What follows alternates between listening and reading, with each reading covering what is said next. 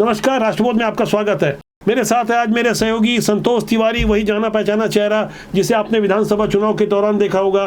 लोकसभा चुनाव के दौरान दक्षिण अफ्रीका से चलकर ये अप्रवासी भारतीय इस बात को साबित कर रहे हैं कि मतदान कितना जरूरी है। संतोष भाई, आपने वोट दिया कि नहीं? बिल्कुल। अच्छा, ये आपके साथ मैं भी दिखा पा रहा हूँ। ये ही लोकतंत्र की खूबसूरती है। अपना मतदान अवश्य करें। अब मैं मूल बात पे आ जाता हूँ, जिस विषय को लेकर आज हम बैठे हैं। चर्चा हो रही है मतदान से जुड़ी हुई कुछ ऐसी बातें जिसे लेकर कांग्रेस के राष्ट्रीय अध्यक्ष मल्लिकार्जुन खड़गे ने साफ तौर पर कहा है कि निर्वाचन आयोग गलत काम कर रहा है, निर्वाचन आयोग सही डेटा नहीं दे रहा है। 5 दिन पहले जो डेटा लेट से दिया गया उस पर उन्होंने शक जाहिर किया है। इस बारे में मैं आपको स्पष्ट कर दूं कि दूरस्थ अंचलों से जो रिपोर्ट चलकर आती है, विधानसभा चुनाव के दौरान भी ऐसे हुआ था कि पहले माना जा रहा था कि वोटिंग कम हुई है, लेकिन बाद में पता चला कि 2024 में जो दूसरे चरण के मतदान हुए हैं वहाँ कई स्थानों पर वोटिंग प्रतिशत बढ़ गई है। यदि मैं बात छत्तीसगढ़ की करूँ तो मैं आपको उदाहरण के तौर पर एक डेटा दे रहा हूं। दूसरे चरण के लिए जो 3 सीटों के लिए चुनाव हुए थे वहां वोटिंग प्रतिशत बढ़ गया है। आपकी स्क्रीन में जो मैं आपको डेटा दिखा पा रहा हूं, इससे आप गौर से देखिए। दूसरे चरण में कांकेर, महासमुंद और राजनांदगांव के चुनाव हुए थे, जबकि पहले चरण में एक सीट के लिए बस्तर के लिए चुनाव हुए थे। यहाँ 2019 के मुकाबले बस्तर में 2.26 और कांकेर में 1.97% वोटिंग ज्यादा हुई है। महासमुंद में आंशिक बढ़ोतरी हुई है, 0.51% वोट 2019 के चुनाव से 2024 में ज्यादा हुआ है। इसी तरह राजनांदगांव में पहले माना जा रहा था कि वोटिंग कम हुई है, लेकिन जो फाइनल नतीजा है उसके अनुसार 1.38% वोटिंग ज्यादा हुई है। ऐसे नतीजों को लेकर मल्लिकार्जुन खड़गे काफी तीखी टिप्पणी कर रहे थे, पत्र जारी किया है। आपका क्या कहना है इस बारे में? क्या ये विश्वसनीयता कहीं संदिग्ध लग रही है निर्वाचन आयोग की? मुझे ऐसा लगता है कि जिस प्रकार मोदी जी ने इस बार 400 पार का नारा दिया है, उससे विपक्ष अपने आप में पूरी तरह हताश हो गया है। और कभी इसके लिए बहाना खोजने के लिए कभी ईवीएम की बात हमेशा करते थे, इस बार इन्होंने कह दिया कि इलेक्शन कमीशन के ऊपर में ही प्रश्न उठा रहे हैं, जो बहुत गंभीर बात है। न केवल इलेक्शन कमीशन बल्कि अपने ही पोलिंग एजेंट के बारे में जो गंभीर बातें मल्लिकार्जुन खड़गे ने कही थी 3 फरवरी 2024 का, यानी इसी साल के शुरुआत में उन्होंने कुत्ते से तुलना कर दी थी अपने बूथ एजेंटों की। क्या कुछ कहा था वो वीडियो आप देखेंगे, शायद आपको हंसी आ जाए, हो सकता है गुस्सा भी आ जाए। आप गौर से देखिए, 80 साल की उम्र के कांग्रेस के राष्ट्रीय अध्यक्ष मल्लिकार्जुन खड़गे क्या कुछ कह गए थे उस वक्त। अच्छा, एखादा कुत्ता खरीदना है या किसी प्राणी को लेना है, किसी जानवर को लेना है, तो लोग जानवर के बाजार में जाके सब छानबीन करते हैं। अगर ईमानदार एक प्राणी को भी लेना है तो उसका कान पकड़ के ऐसा ऊपर उठाते हैं। ऊपर उठाने के बाद अगर वो भोंकता है तो ठीक है, अगर कोई कोई करता है तो ठीक नहीं, कोई लेता नहीं उसको। तो आप भी सिलेक्शन करते वक्त जो भोंकता है, जो लड़ता है, जो आपके साथ रहता है, उसको ले लो, उसको बूथ लेवल कमेटी का एजेंट बनाओ। क्या ही कहा जाए, जब अपने ही पोलिंग एजेंट को भरी सभा में इस तरह से तुलना की जाए। क्या कहना है आपके इस बारे में? कांग्रेस अपने आप में ऐसी पार्टी है जहां पर हमेशा से टॉप डाउन की अप्रोच रही है, कार्यकर्ताओं की उपेक्षा हुई है। क्या राधिका खेरा और क्या हेमंत शर्मा विश्वास, मैं उनके ऊपर में कोई सर्टिफिकेट नहीं दे रहा हूं, लेकिन कांग्रेस पार्टी में अपने कार्यकर्ताओं की हमेशा उपेक्षा और अपमान होता रहा है, और यही कारण है आज आधी कांग्रेस से बाहर है। आप राधिका खेड़ा की जो बात कर रहे हैं तो मैं आपको स्पष्ट कर दूं, जो नए अपडेट्स आए हैं, राधिका खेड़ा जो कांग्रेस की राष्ट्रीय अध्यक्ष रही हैं, उन्होंने जो गंभीर आरोप लगा साफ तौर पे छत्तीसगढ़ के पुराने मुख्यमंत्री भूपेश बघेल को इसमें संलिप्त बताया, और बताया कि षड्यंत्र के पीछे वो भी शामिल थे जो सुशील आनंद शुक्ला, जिसे मुख्य आरोपी बताया था, जिन्होंने शुरुआत में उसे शराब के लिए ऑफर किया था। वही सुशील आनंद शुक्ला मीडिया के सामने आकर कहते हैं कि राधिका खेड़ा महंगे होटलों में रुका करती थी, मैं उनके विरुद्ध मानहानि का दावा करूंगा। संक्षेप में सुशील आनंद शुक्ला की उन बातों को सुनिए, उसके बाद मैं आपको कुछ और नए अपडेट दूंगा। मेरे केबिन में उनके साथ मेरे साथियों ने गाली गलौज किया। मैं इसका भी कड़ाई से खंडन करता हूं। हमारे द्वारा कोई गाली गलौज नहीं किया गया। केबिन में उनके साथ कोई दुर्व्यवहार नहीं हुआ। बेहद शर्मनाक स्थिति है। ऐसे में सभ्य परिवार की महिलाएं यदि राजनीति से जुड़ना चाहे तो कैसे आ सकती है, इस बारे में आपका क्या कहना है? ये राधिका खेड़ा वाला जो मसला खासकर छत्तीसगढ़ में हुआ है, राजीव भवन में हुआ है, कांग्रेस मुख्यालय के भीतर हुआ है, बहुत ही दुखद है। और सैकड़ों इस तरह की घटनाएं हुई हैं, मेरे पास इसके बारे में बहुत ज़्यादा शब्द नहीं है पवन जी, दुखद है। और यही कांग्रेस के पतन का कारण है। आप पूरे देश में घूमते हैं, यायावरी ज़िंदगी जीते हैं, अप्रवासी भारतीय हैं, मेरे ख्याल से 42-43 कितने देश घूम चुके हैं आप? लगभग 48 देशों में। मैं संतोष तिवारी जी के बारे में बता दूं, खुद ये शुरुआत में पेशे से इंजीनियर रहे और अपने काम के लिए जब ये विदेश प्रवास पे गए और अपना एक कारोबार इन्होंने मोम्बासा अफ्रीका में, केन्या में खड़ा कर दिया। दुबई में भी इनका स्टील का कारोबार है। इसके अलावा इनकी एक खूबी है कि राजनीति को समझने के लिए, राजनीति को जीने के लिए ये देशाटन करते हैं, अलग अलग राज्यों में जाते हैं, खासकर चुनाव के समय संतोष तिवारी विश्लेषण करते हैं। इनके पास अपनी एक टीम है, अप्रवासी भारतीयों के अलावा भारत में काम करने वाले, चुनाव को समझने वाले, चुनाव को जीने वाले विश्लेषकों से आप मुलाकात करते हैं। मैं कुछ नई बातें करना चाहूँगा। मैं जानना चाहूँगा कि इस चुनाव को लेकर जिस तरह से गंभीर प्रश्न खड़ा किए गए हैं और कुछ नई तस्वीरें सामने आ रही है, भगवान राम के कटआउट को भी लगाया गया है छत्तीसगढ़ के कई पोलिंग बूथों में मैंने देखा है। इस बारे में आपका क्या कहना है कि पहली बार ऐसी तस्वीर देखी है? क्यों जरूरत पड़ी भारतीय जनता पार्टी को भगवान राम के कटआउट को पोलिंग बूथ के नज़दीक अपने चुनाव की पंडाल के सामने लगाना पड़े? पवन जी, भाजपा हमेशा से श्री रामचंद्र जी को अपने चुनाव का एक बड़ा मुद्दा बनाती रही है। पहले राम मंदिर बनने की बात थी, आज इस बार उनके शासनकाल में सुप्रीम कोर्ट के आदेश से भव्य राम मंदिर का निर्माण हुआ है।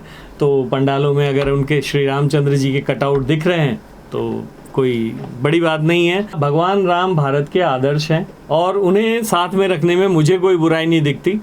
मुझे ऐसा लगता है कि हमें अपने आदर्शों के प्रतीक चिन्हों को अपने साथ हमेशा रखने चाहिए। चलिए, हमारी सनातन परंपरा पे हर किसी को गर्व करना चाहिए।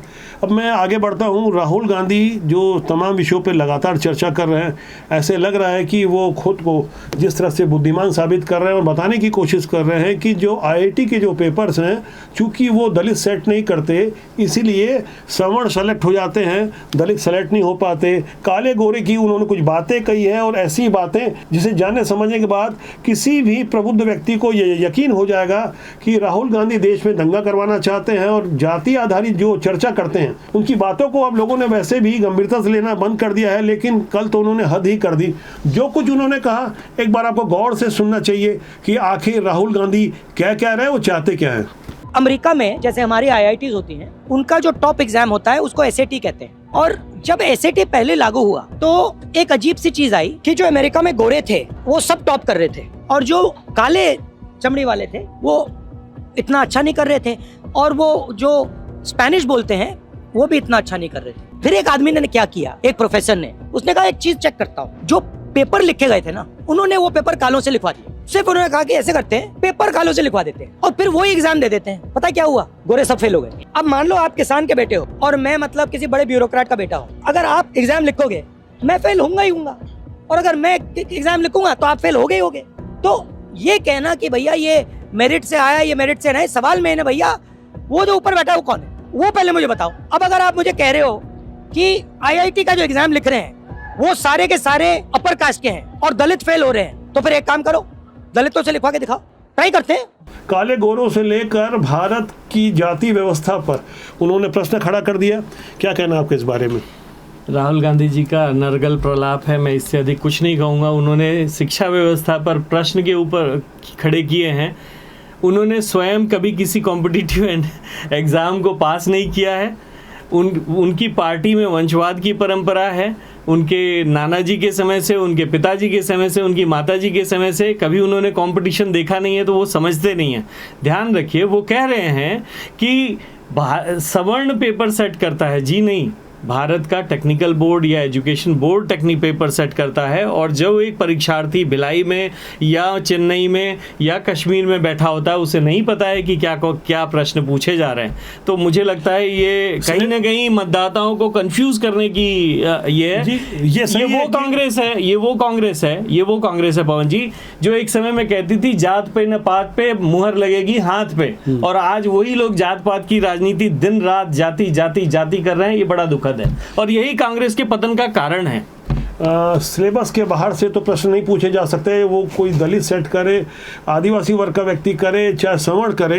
राहुल गांधी को शायद ये बात समझ नहीं आ रही होगी, पूरी देश की जनता समझ रही है। और लगातार राहुल गांधी के नेतृत्व में कांग्रेस की जैसे पराजय हो रही है, उनके अपने ही कांग्रेस छोड़ के जा रहे हैं, बावजूद इसके राहुल गांधी लगता है कि अपने आप को न बदलने का मन बना लिया है। राहुल गांधी की तमाम ऐसी बातें, जब अपने जात पात की बात की, एक जाति आधारित जो उन्होंने गंभीर बातें की थी आरक्षण को लेकर के, क्या कुछ कहा था हाल में ही, चंद सेकंड में उन बातों को भी सुनिए। देश को बताइए, आदिवासियों को बताइए, क्या आप सचमुच में आरक्षण को खत्म करना चाहते हो, हाँ या ना? और ये भी बताओ कि आप आरक्षण के लिमिट को 50% से ज्यादा करोगे, हाँ या ना? अब इसमें कांग्रेस के एजेंडे के लिए छुपाने लायक कुछ भी नहीं है। खुल करके जिस तरह से जात पात की बात की जा रही है, आरक्षण को लेकर जिस तरह से माहौल खराब करने की साफ साफ कोशिश हो रही है, बनी बनाई व्यवस्था को चुनौती दी जा रही है, कानून को चुनौती दी जा रही है, नए कानून बनाने की बात हो रही है, तो क्या कहना है आपको इस बारे में? देखिए, कांग्रेस में हमेशा से जन्म आधारित आरक्षण रहा है। शीर्ष नेतृत्व में आपको वंशवाद दिखाई देगा, ये उसी को प्रमोट कर रहे हैं।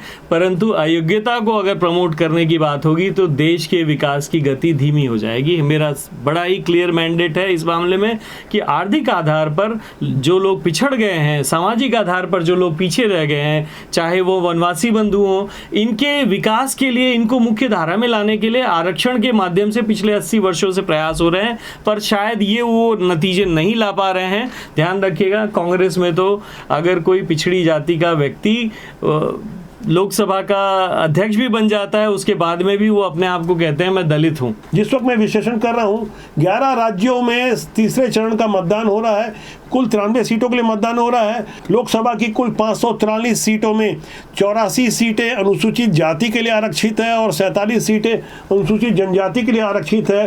कुल मिला के आरक्षित वर्ग की जो सीटें हैं वो 131 है। एसटी और एससी जो कांग्रेस का कोर वोट बैंक कभी माना जाता था, वो बीते समय की बात हो गई। अब भारतीय जनता पार्टी को लगातार दलित और अनुसूचित जनजाति वर्ग के वोट भी मिल रहे हैं और भारतीय जनता पार्टी की नेतृत्व वाली जो एनडीए की सरकार रही, उन्हीं के कार्यकाल में पहले दलित समुदाय का एक राष्ट्रपति बनाया गया, उसके बाद अनुसूचित जनजाति वर्ग की महिला राष्ट्रपति बनाई गई, द्रौपदी मुर्मू, जो मौजूदा समय में राष्ट्रपति। इस तरह से भारतीय जनता पार्टी ने अपना एजेंडा साफ किया है। यही कारण रहा होगा कि कांग्रेस ने अपना स्टैंड बदला और जिस तरह से साफ तौर पर राहुल गांधी पत्रकारों से भी पूछ लेते हैं कि तुम किस वर्ग के हो, क्या इनमें कोई दलित है क्या, इस तरह की बातें पहला मौका नहीं है जो आपने भी वीडियो देखा। अगर मैं कुछ बदली भाजपा और कांग्रेस की बात करूं तो आपका क्या कहना है? आप भी काफी गहराई से अध्ययन करते हैं। पूरी तरह ये वोट बैंक की ही बात है। कौन वोट बैंक को साध सकता है? कांग्रेस ने देखा कि अगर जो आंकड़े आपने दिए 131 के, इनमें से अगर आप देखेंगे तो लगभग दो तिहाई सीटें, 50% से अधिक सीटें भाजपा के पास में, जबकि कांग्रेस 10% से भी कम स्थानों पर जीती है। और ये एक ऐसा कारण है कि उन्हें लगता है कि अगर हम इन्हें साध लेंगे तो देश भर में हमें काफ़ी संतोष जी, मेरे पास कुछ डेटा है।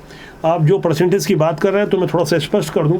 2019 के लोकसभा चुनाव के दृष्टिकोण से देखा जाए तो अनुसूचित जाति वर्ग से जो 84 सीटें आरक्षित है, इसमें भारतीय जनता पार्टी को 46 सीटें मिली थी, जबकि कांग्रेस सिर्फ 5 सीटें ही हासिल कर सकी थी। इसी तरह आदिवासी समुदाय के लिए आरक्षित 47 लोकसभा सीटों में से बीजेपी ने 31 सीटें जीती थी, 47 में से 31, और कांग्रेस को सिर्फ 4 सीटें मिली थी। इसके अलावा बाकी सीटें अन्य क्षेत्रीय दलों ने जीती थी। जबकि आंकड़ा 2014 में अनुसूचित जाति वर्ग की सुरक्षित 84 सीटों में से भाजपा को 40 मिली थी, जबकि कांग्रेस को इससे पहले यानी 2014 की बात करूं तो कांग्रेस को सिर्फ 7 सीटें मिली थी। इसी तरह अनुसूचित जनजाति समुदाय के लिए रिजर्व 47 सीटों में से भारतीय जनता पार्टी को 27 पर जीत मिली थी, जबकि कांग्रेस तब भी 5 जीती थी।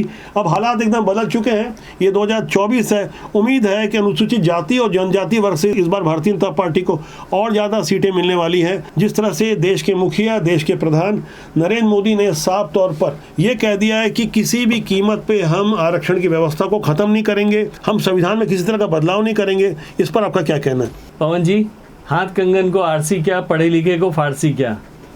प्रत्यक्ष को प्रमाण की आवश्यकता नहीं है, जो है आपको सामने दिख रहा है। प्रत्यक्षम किम प्रमाणम। आप ध्यान रखिए, ये कांग्रेस वो नहीं है जो एओ ह्यूम ने अंग्रेजों के ज़माने में स्थापित की थी, उससे भी इसका एक अलग ही वो हुआ है। अब इसका चाइनीजीकरण होता जा रहा है, ऐसा दिख रहा है, वामपंथीकरण। ये वर्ग संघर्ष को बढ़ावा देने की बात है, जहां ये जातिगत जनगणना की बात कर रहे हैं। उनके मैनिफेस्टो में इन्होंने डाला 21 नंबर के ऊपर में जातिगत सर्वे कराएंगे, लोगों को देखेंगे और वहां पे ये वर्ग संघर्ष की उन बिंदियों को उनको खोजने जा रहे हैं जो एक समय में रशिया में हुआ था।